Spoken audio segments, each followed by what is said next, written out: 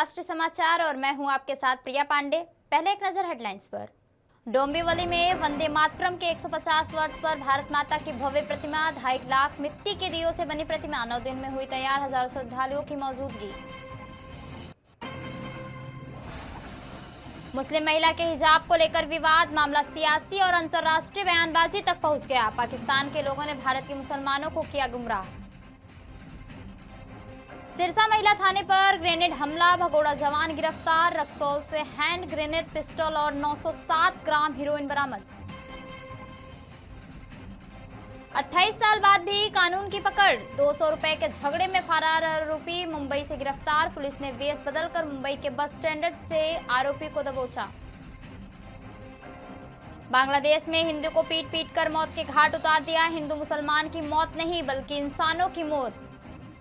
डोंबिवली से खास खबर है, जहां वंदे मातरम गीत के 150 वर्ष पूरे होने के अवसर पर भारत माता की भव्य और अनूठी प्रतिमा का निर्माण किया गया।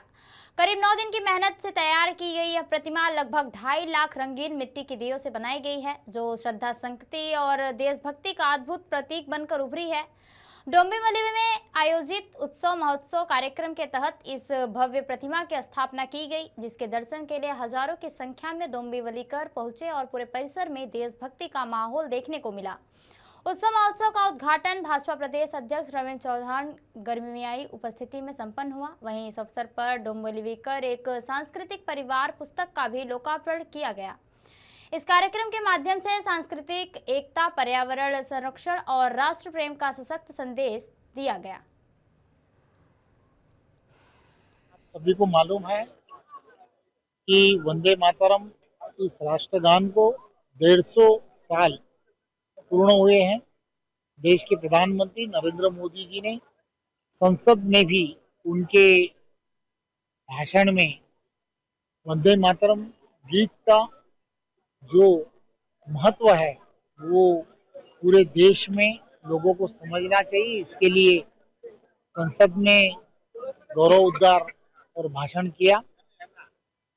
150 साल पहले भारत देश ये पारतंत्र में था और स्वतंत्रता संग्राम में जिन जिन क्रांतिकारों ने, जिन जिन स्वयंसेवकों ने को अपने प्राणों की आहुति जिन्होंने दी, उसी तरह से बहुत सारे स्वतंत्र सैनिकों ने कारावास भुगता।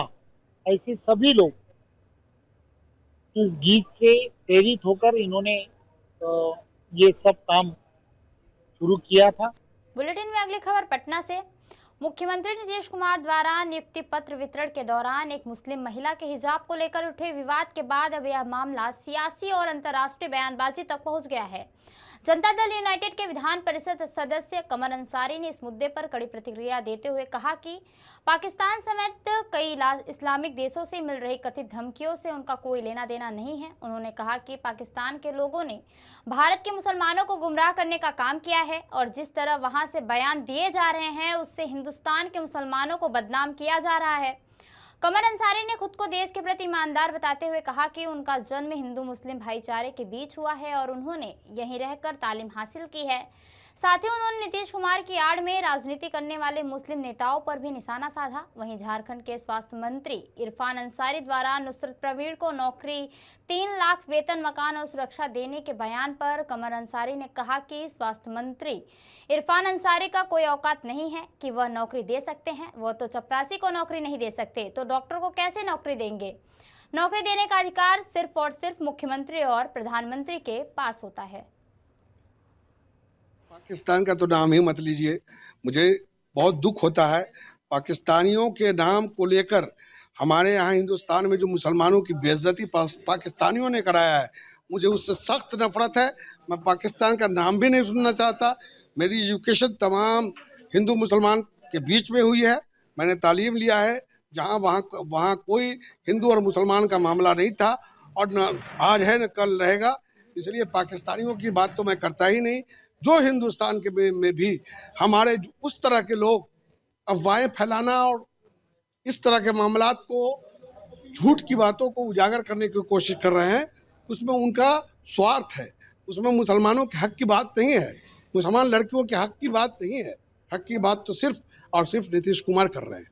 हरियाणा के सिरसा में महिला थाने पर हुए ग्रेनेड हमले के मामले में पुलिस को बड़ी सफलता मिली है। इस हमले में शामिल सेना का भगोड़ा जवान राजवीर सिंह उर्फ फौजी को बिहार के रक्सौल से गिरफ्तार कर लिया गया। आरोपी के खिलाफ सिरसा और अमृतसर सहित कई थानों में मामले दर्ज हैं। पंजाब के स्पेशल ऑपरेशन सेल ने बिहार के मोतिहारी जिले के हरैया थाना पुलिस के सहयोग से रक्सौल के कस्बा क्षेत्र में यह कार्रवाई की। गिरफ्तारी के दौरान आरोपी के पास से एक हैंड ग्रेनेड पिस्टल और करीब 907 ग्राम हेरोइन बरामद की गई। शुरुआती जांच में सामने आया है कि राजवीर सिंह नेपाल के रास्ते किसी दूसरे देश भागने की तैयारी कर रहा था। फिलहाल पुलिस आरोपी से गहन पूछताछ कर रही है और उसके नेटवर्क व साजिश की जांच भी जारी है। खबरों में आगे बढ़ते हैं और अगली खबर सूरत से। सूरत पुलिस ने 28 साल पुराने एक सनसनीखेज मामले में बड़ी सफलता हासिल की है। साल 1998 में महज 200 रुपए के झगड़े को लेकर एक युवक पर जानलेवा हमला कर फरार हुए 2 आरोपियों को आखिरकार मुंबई से गिरफ्तार कर ही लिया गया। इन वांटेड आरोपियों के पकड़ने के लिए सूरत पुलिस ने वेश बदलकर मुंबई के बस स्टैंड और फुटपाथों पर रातें बिताई और महीनों की कड़ी रेकी के बाद दोनों आरोपियों को दबोच लिया गया। दरअसल सूरत पुलिस को गुप्त सूचना मिली थी कि वर्ष 1998 में हत्या के प्रयास और दंगे के मामले में फरार 2 सगे भाई मुंबई के भीड़भाड़ वाले इलाके में छिपकर रह रहे थे। करोड़ों की आबादी वाले महानगर में वर्षों से इन आरोपियों को ढूंढना पुलिस के लिए घास के ढेर में सुई तलाशने जैसा था। उतना सर्विलांस टीम जब मुंबई पहुंची तो आरोपियों का सटीक लोकेशन पता लगाना सबसे बड़ी चुनौती बन गया। लेकिन सूरत पुलिस ने हार मानने के बजाय फील्ड में डटे रहने का फैसला किया। पुलिसकर्मियों ने कड़ाके की ठंड और भीड़-भाड़ के बीच मुंबई के बस स्टैंड, फुटपाथ और सार्वजनिक रास्तों पर रातें गुजारते हुए लगातार निगरानी रखी। वेश बदलकर आम नागरिकों की तरह पुलिस ने रेकी की और आखिरकार दोनों वांटेड आरोपियों को धर दबोचा। पकड़े गए आरोपियों की पहचान समीर नरहरि भोला और रामू नरहरि भोला के रूप में हुई है। 17 साल की उम्र में अपराध करने वाला आरोपी रामू आज 45 वर्ष की उम्र में कानून के शिकंजे में आया। दोनों आरोपियों को भरोसा था कि 3 दशक बीत जाने के बाद पुलिस उन्हें कभी ढूंढ नहीं पाएगी, लेकिन सूरत पुलिस के रिकॉर्ड में अब भी फरार अपराधी थे। 28 साल बाद भी कानून का शिकंजा कसना इस बात का सबूत है कि अपराध चाहे जितना पुराना हो, कानून से बचना नामुमकिन है। सूरत पुलिस की इस कार्रवाई की हर ओर से सराहना हो रही है। बांग्लादेश में एक हिंदू को पीट कर मौत का घाट उतार दिया गया, जिसको लेकर सहरसा विधायक आईपी गुप्ता ने कहा कि हिंदुओं को भारत में भी पीटा जा रहा है और मारा जा रहा है। हम समझते हैं कोई हिंदू मुसलमान की मौत नहीं है, बल्कि इंसानों की मौत हो रही है। भारत में जो सरकार है उसको संज्ञान लेनी चाहिए और जो हिंदुओं के लिए हिताची बनती है वही मुख्यमंत्री नीतीश कुमार ने जिस प्रकार हिजाब हटाने का प्रयास किया था उसको लेकर मुख्यमंत्री का बचाव करते हुए आईपी गुप्ता दिखे। वहीं झारखंड के भाजपा नेता के द्वारा नुसरत प्रवीण को कनेक्शन दिल्ली ब्लास्ट से जोड़ने जाने पर कहा कि वह बयान बेहद शर्मनाक है। भाजपा वाले हमेशा नफरत की राजनीति करते हैं। इससे पहले अपना देखा संजय निषाद ने किस तरीके से नुसरत प्रवीण के बारे में बोला था और भारतीय जनता पार्टी वाले लोग बोल रहे हैं। हिंदुओं को तो मौत भारत में भी हो रही है, उसको क्या कहेंगे आप। इंसानों की मौत होती है, चाहे हिंदुस्तान हो चाहे बांग्लादेश हो। लेकिन अगर हमें लगता है कि हिंदू हिंदू बोलने वाले बिहार भारत में सरकार है तो उनको संज्ञान लेना चाहिए। सर, बिहार में हिजाब पे विवाद चल रहा है। झारखंड सरकार ने उसी लड़की को ऑफर दिया है 3 लाख वेतन और सब सुविधाओं का वादा किया है। राजनीति हो रही सर। देखिए, मुझे लगता है इसमें माननीय मुख्यमंत्री जी उस नियत से तो खींचे नहीं। अभी इस हिजाब को एक अलग तरीके से पेश करने की कोशिश हो रही है। नीयत उनकी सही थी, जिससे नुसरत परवीन जी ने भी ये बात कहा है कि वो मेरे पिता समान है। उनकी नीयत वो नहीं थी, लेकिन हमारे यहाँ तो राजनीति करने वाले लोग राजनीति करते ही हैं। लेकिन मुझे लगता है कि जो भी पदाधिकारी और जो भी नेता हैं आसपास में रहते हैं, हम सब जानते हैं कि मुख्यमंत्री जी अपने व्यक्तिगत बीमारी की वजह से जूझ रहे हैं और ये सारी चीज़ें उनके होशो हवास में नहीं हो रहा है। तो इस बात को भी हमें ख्याल में रखने की आवश्यकता होती है। मैं तो कामना करता हूँ ईश्वर कि माननीय मुख्यमंत्री जी स्वस्थ रहें।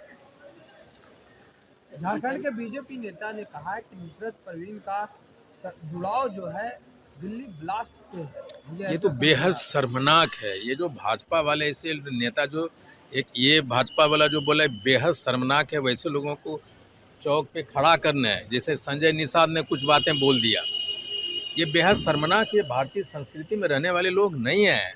भाजपा के वैसे लोगों को तुरंत बाहर का रास्ता निकालना चाहिए। बुलेटिन में अगली खबर झारखंड से। झारखंड के स्वास्थ्य मंत्री डॉक्टर इरफान अंसारी ने जामताड़ा के ओवरब्रिज के नीचे प्रस्तावित सर्विस रोड निर्माण का नारियल फोड़कर शिलान्यास किया। मौके पर मंत्री ने कहा कि लंबे समय से इस जर्जर सड़क से बाईपास तक का आवागमन कठिन हो गया था और आम जनता की परेशानी दूर करने हेतु सर्विस रोड की मरम्मत वाली निर्माण के तत्काल निर्देश दिए गए। वहीं शिलान्यास के बाद मीडिया से रूबरू होते हुए डॉक्टर अंसारी ने बिहार के हिजाब कांड पर सीएम नीतीश कुमार को निशाने पर लिया। डॉक्टर नुसरत प्रवीण के साथ दुर्व्यवहार को महिलाओं के सम्मान के खिलाफ बताते हुए उन्होंने कहा कि मेरिट पर चयनित डॉक्टर के साथ यह घृणित घटना अस्वीकार्य है। झारखंड आने पर उन्हें 3 लाख मासिक वेतन, आवास व पसंदीदा पोस्टिंग का ऐलान किया जाएगा। उन्होंने यूपी मंत्री संजय निषाद व बिहार मंत्री गिरिराज सिंह पर भी तीखी टिप्पणी की। चाईबासा में बच्चे की मौत व एम्बुलेंस न मिलने के आरोप पर मंत्री ने सफाई दी। सिविल सर्जन के अनुसार 4 माह का बच्चा जॉन्डिस व बुखार से पीड़ित था, जिसकी इलाज के दौरान मौत हुई। लापरवाही पाए जाने पर सख्त कार्रवाई का भरोसा दिलाया। साथ ही सभी जिलों में शव वाहन सुविधा उपलब्ध कराने की घोषणा भी की है, ताकि मृतकों को सम्मानपूर्वक घर पहुंचाया जा सके। बिहार से सटा झारखंड है और बिहार में जो घटना घटी है वो मर्माहत करने वाली घटना है। बिहार के मुख्यमंत्री ने बहुत बड़ा जघन्य पाप किया है, उनको हिसाब देना होगा, उनको माफ़ी मांगनी है। आज ही डॉक्टर नुसरत परवीन आपसे भीख मांगने नहीं गई थी, वो अपनी मेरिट की बच्ची है, पढ़ी लिखी बच्ची है, तेज तर्रार बच्ची है। नियुक्ति पत्र वो सिलेक्ट हुई, आप उसको नियुक्ति पत्र दे रहे हैं और सरेआम बताइए आप उसका हिजाब नीचे कर दिए। हिजाब आप खींच लिए, क्यों? कौन है आप? हिम्मत कैसे हो गई आपको? ये अधिकार आपको नहीं दिया गया किसी ने। आपकी इस घटना से बिहार ही नहीं, झारखंड से पूरे हर राज्य देश मर्माहत हुआ है। आप नारियों को सम्मान नहीं जानते, आप माताओं को सम्मान नहीं करता है, लोग बहनों को सम्मान नहीं करता है। इसलिए मैंने फैसला लिया है, स्वास्थ्य मंत्री होने के नाते लोकप्रिय सरकार आदरणीय हेमंत सोरेन जी के नेतृत्व में, मैं कांग्रेस के मंत्री होने के नाते मैं कहना चाहता हूं, मैंने ऑफर दिया है उस बच्ची को, तुम बिहार से बंगाल मत जाओ, तुम झारखंड आओ, मैं तुम्हें सम्मान दूंगा, मैं तुम्हें मनचाहा पोस्टिंग, मनचाहा जहाँ नौकरी करना चाहता करो, 3 लाख रुपया सैलरी दूंगा, मैं आपको सरकारी फ्लैट दूंगा और दूसरी और सुशासन दूंगा, अच्छा माहौल दूंगा, यहाँ आपको सम्मान मिलेगा। नीतीश कुमार ने जिस प्रकार एक मुस्लिम महिला का हिजाब हटाने का प्रयास किया था, उसको लेकर खूब सियासत हो रही है। सियासत में एक और नया मोड़ ले लिया है। केंद्रीय राज्य मंत्री राजभूषण निषाद ने कहा कि मुख्यमंत्री ने कोई गलत काम नहीं किया, वह इसलिए हटा रहे थे जिससे फोटो अच्छी आ सके, लेकिन लोग उसका गलत अर्थ निकाल रहे हैं। मुख्यमंत्री नीतीश कुमार ने महिलाओं के लिए काफी काम किया है, वह कभी महिलाओं का अपमान नहीं कर सकते। ये गलत मानसिकता है, गलत सोच है। मुख्यमंत्री जी का जो सोच था कि कैमरा में फ़ोटो आए ताकि पता चले, और फोटोग्राफी के ख्याल से था, उसको गलत तरह से लोग पेश कर रहे हैं, ये गलत बात है, ऐसी बातें नहीं होनी चाहिए। लेकिन मुकेश सहनी तो कह रहे हैं नीतीश कुमार की मानसिक स्थिति ठीक नहीं है, उन्हें इस्तीफा दे देना चाहिए। देखिए, आदरणीय नीतीश कुमार जी जिस तरह से बिहार को चला रहे हैं, जो लोग कह रहे हैं उनका भी ख्याल रखना चाहिए। जिस तरह से बिहार के विकास के लिए उन्होंने काम किया है, और उनका इंटेंशन को समझना चाहिए कि उनकी जो सोच थी वो फोटोग्राफी के ख्याल से था, और उसको गलत तरह से पेश नहीं करना चाहिए। बीजेपी के राष्ट्रीय कार्यकारी अध्यक्ष नितिन नवीन पहली बार कार्यकारी अध्यक्ष बनाए जाने के बाद पटना आ रहे हैं, जिसको लेकर भव्य तैयारियां की गई हैं। बता दें कि कार्यक्रम के प्रभारी पूर्व मंत्री जीवेश मिश्रा ने कहा कि कार्यक्रम हमेशा प्रदेश अध्यक्ष के नेतृत्व में होता है, लेकिन प्रदेश अध्यक्ष ने हमें कार्यक्रम का प्रभारी बनाया है, इसलिए कार्यक्रम को भव्य और शानदार कैसे बनाया जाए, इसको लेकर हम लोग पूरी तैयारी किए हुए हैं। पहली बार कोई पटना से राष्ट्रीय कार्यकारी अध्यक्ष बने हैं, वह बहुत ही खुशी की बात है। नितिन नवीन जी का पटना विधानसभा क्षेत्र में संगठन के तमाम अधिकारी 23 दिसंबर को मौजूद रहेंगे। और कार्यक्रम कोई भी भारतीय जनता पार्टी का अपने प्रदेश अध्यक्ष जी के ही नेतृत्व में होता है। कार्यक्रम का दायित्व तो विभिन्न कार्यकर्ताओं में बांटा जाता है। जैसे कई कार्यक्रम है, कई प्रकार के कार्यक्रम, कई इस कार्यक्रम के अंदर भी छोटे छोटे हम लोगों की जो तैयारी करने का अपना जो भारतीय जनता पार्टी का तरीका है कि एक एक छोटे बड़े काम के लिए कार्यकर्ताओं को दायित्व दिया जाता है और आप देख रहे हैं कि कार्यकर्ताओं में गजब का उत्साह है। पहली बार पटना से कोई राष्ट्रीय कार्यकारी अध्यक्ष बने हैं, तो पटना समेत पूरे बिहार के अंदर एक वातावरण, उत्सव का वातावरण है। बड़ी संख्या में कार्यकर्ता भी पटना आएंगे और हमारे जितने कार्यकर्ता हैं, मंच मोर्चा के सभी अधिकारी पदाधिकारी इस उत्सव को शानदार जानदार बनाने में दिलो जान से लगे। पटना में सामने आया तथा कथित हिजाब प्रकरण अब सिर्फ एक घटना तक सीमित नहीं रहा, बल्कि अब बिहार की राजनीतिक, सामाजिक संवेदनशीलता और संवैधानिक मूल्यों से जुड़ी बड़ी बहस का रूप ले चुका है। एक सरकारी कार्यक्रम के दौरान मुख्यमंत्री नीतीश कुमार से जुड़ा यह मामला सामने आने के बाद राजनीतिक गलियारों से लेकर आम लोगों तक में तीखी प्रतिक्रियाएं देखने को मिल रही है।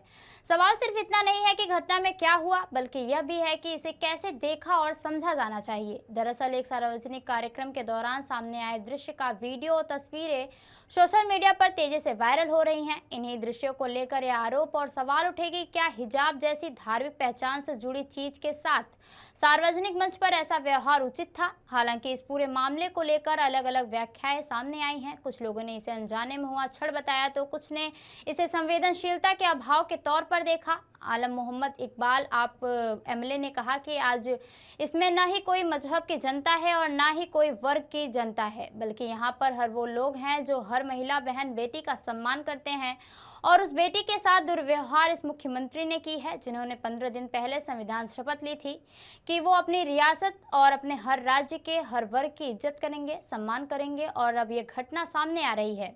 मुख्यमंत्री ऐसा दुर्व्यवहार करते नजर आए तो कल को कोई सामान्य लड़का भी ऐसा करेगा। किसी की बेटी का हिजाब खींचकर कहेगा कि मेरा मुखिया भी ऐसा करता है तो हम भी करेंगे।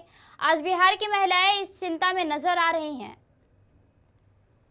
साफ तौर पे बिहार के मुख्यमंत्री नीतीश कुमार को दिल्ली की आम जनता, पुरानी दिल्ली की जनता, आज इसमें ना कोई मजहब की जनता है, यहाँ पे हर वो वर्ग है जिस बहन के साथ बदसलूकी एक ऐसे मुख्यमंत्री ने करी है जिसने महज 15 दिन पहले ये शपथ ली थी, 15 दिन पहले संविधान की वो शपथ ली थी कि वो अपने रियासत के, अपने स्टेट के हर वर्ग की इज्जत करेंगे, मान सम्मान करेंगे, सबको एक नजरे से, एक चश्मे से देखेंगे। मगर अफसोस कि 15 दिन बाद बिहार में चुनाव हुआ और 10वीं बार मुख्यमंत्री, जो 10वीं बार एक तजुर्बेकार मुख्यमंत्री एक ऐसी निचली हरकत करते।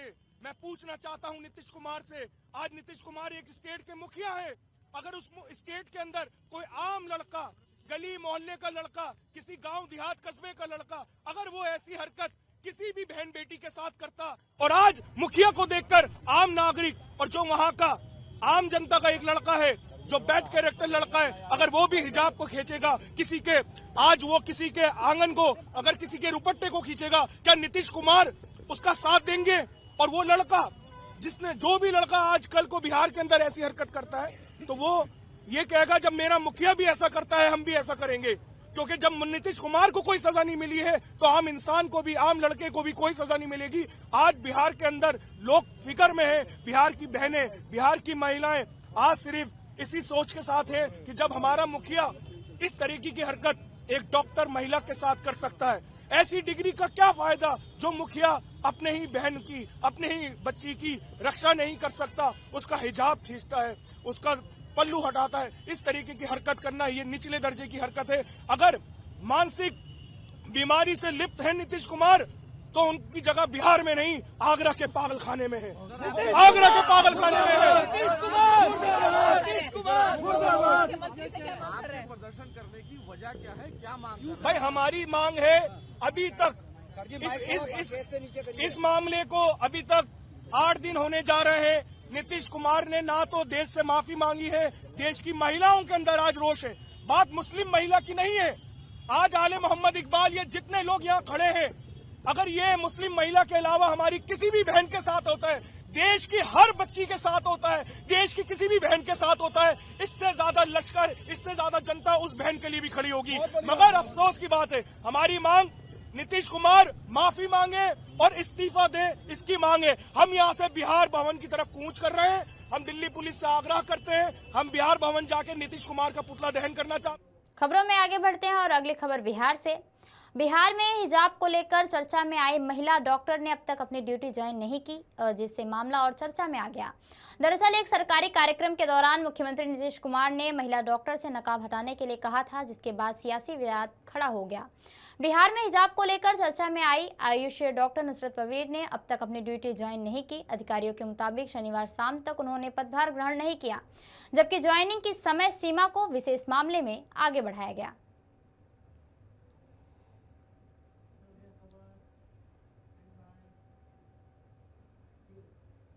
दिल्ली से सटे नोएडा और ग्रेटर नोएडा में सर्दी का असर दिन प्रतिदिन बढ़ता जा रहा है और ठंड के साथ साथ अब घना कोहरा और बिगड़ती हवा की गुणवत्ता लोगों के लिए परेशानी का कारण बन गई है। सुबह और देर रात के समय कोहरा इतना घना हो रहा है कि सड़कों पर दृश्यता बेहद कम हो गई है। वहीं प्रदूषण के चलते हवा भी लगातार खराब बनी हुई है। जिला प्रशासन के अनुसार गौतम बुद्ध नगर जिले में घने कोहरे को लेकर येलो अलर्ट जारी किया गया है। जिला आपदा विशेषज्ञ ओमकार चतुर्वेदी ने बताया कि मौसम विभाग के अनुसार सोमवार से जिले में पछुआ हवाएं चलेंगी, जिससे तापमान में और गिरावट दर्ज की जाएगी। इससे ठंड बढ़ेगी। हालांकि फिलहाल ठंड और प्रदूषण दोनों का असर एक साथ देखने को मिल रहा है। Noida greater Noida expressway, Yamuna expressway और शहर की मुख्य सड़कों पर कई जगह तक विजिबिलिटी 50 मीटर से भी कम दर्ज की जा रही है। वाहन चालकों को धीमी गति से चलना पड़ रहा है, जिससे दुर्घटनाओं का खतरा बढ़ गया है। प्रशासन और यातायात पुलिस ने वाहन चालकों से फॉग लाइट का इस्तेमाल करने, सुरक्षित दूरी बनाए रखने और अनावश्यक यात्रा से बचने की अपील की है। साथ ही आम नागरिकों से भी सहयोग करने व मौसम प्रदूषण को लेकर जारी निर्देशों का पालन करने को कहा गया है। प्रशासन का कहना है कि स्थिति पर लगातार नजर रखी जा रही है और जरूरत पड़ने पर ग्रैब के तहत सख्त कदम भी उठाए जाएंगे। आपको बता दें कि नीतीश कुमार जो बिहार के मुख्यमंत्री हैं, वो दिल्ली के लिए रवाना हो गए हैं। इस वक्त की बड़ी खबर सामने आ रही है कि नीतीश कुमार दिल्ली के लिए रवाना हो गए हैं। पीएम मोदी और अमित शाह से कर सकते हैं मुलाकात। हाँ, नितिन नवीन से भी कर सकते हैं मुलाकात। कैबिनेट विस्तार और गठबंधन पर होगी चर्चा। नीतीश कुमार दिल्ली के लिए रवाना हो गए हैं। उप मुख्यमंत्री सम्राट चौधरी भी हो सकते हैं मौजूद।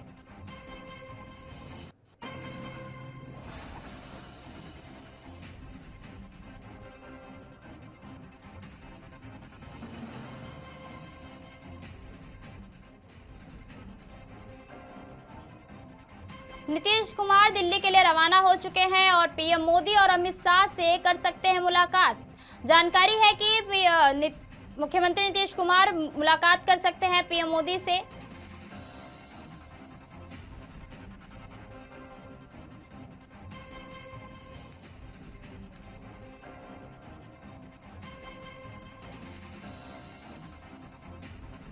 तो ये रही अब तक की खास खबरें, और खबरों के लिए बने रहिए राष्ट्रीय समाचार के साथ। नमस्कार।